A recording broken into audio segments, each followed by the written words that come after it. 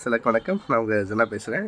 இப்போ என்ன கதை பார்க்க போகிறோம்னா, தனுஷுக்கு மீண்டும் துள்ளும் இளமை இட்லி படத்துலேருந்து மாசா வெளியான ஸ்டில் என்ன விஷயன்றதை டீட்டெயிலாக பார்க்கலாம். நம்ம தமிழ் சினிமாவில் வந்து துள்ளுவது இளமை படத்தின் மூலமாக நடிகர் அறிமுகமானவர் தான் நம்ம தனுஷர். இந்த படத்தை அவருடைய அண்ணனான செல்வராகவன் தான் இயக்கியிருந்தாங்க. அதில் மீசை கூட இல்லாமல் ஒரு சின்ன பையன் தோட்டத்தில் அப்பாவித்தனத்தான சேட்டையும் நிறைந்த ஒரு கேரக்டரில் வந்து அசத்தலாம் வச்சுருந்துருப்பாங்க. துள்ளுவது இளமை படத்தில் வந்து வெளியான பாடல்கள் எல்லாமே வந்து செம்ம ஹிட் ஆச்சு. இந்த படத்தில் வந்து அவருக்கு ஜோடியாக வந்து ஷெரின் நடிச்சிருந்தாங்க. தனுஷோட தந்தையான கஸ்தூராஜா தான் இந்த படத்தை வந்து தயாரிச்சிருந்தார்.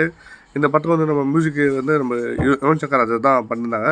இந்த படம் வெளியாகி இளம் ரசிகர்கள் மத்தியில் வந்து மிகப்பெரிய வரவேற்பு பெற்றுச்சு. தொடர்ந்து அதே பாணியில் பல படங்கள் வெளியாகிது. அதில் வந்து திருடாத்திரி படத்தில் வந்து மன்மதராசா பாடல் பட்டி தொட்டி எங்கும் பிரபலமாச்சு. இதை தொடர்ந்து ஆடுகளம், புதுப்பேட்டை, பொல்லாதவன், தனுஷ் நடித்த ஒவ்வொரு படங்களும் வந்து செம்ம ஹிட் அடிச்சுது. அதே மாதிரி அவரோட நடிப்பை வெளிக்காட்டி பாராட்டையும் பெற்றுக் கொடுத்தது. தற்போது ஒரு நடிகராக மட்டும் இல்லாமல் தயாரிப்பாளராகவும், இயக்குநராகவும், பாடகராகவும் பன்முகம் கொண்டு ஒரு சிறந்த ஒரு திறமையானவராக அவர் இப்போதைக்கு தமிழ் சினிமாவில் இருக்காங்க. இந்த நிலையில் வந்து தனுஷர் வந்து இட்லி கதை படத்தை வந்து இயக்கி நடிச்சிட்ருக்காங்க. இந்த படத்தை வந்து அவருடைய எளிமையான லுக் அடங்கிய ஒரு ஃபோட்டோ ஒன்று பலரையும் வந்து ஆச்சரியப்பட வைத்திருக்கு.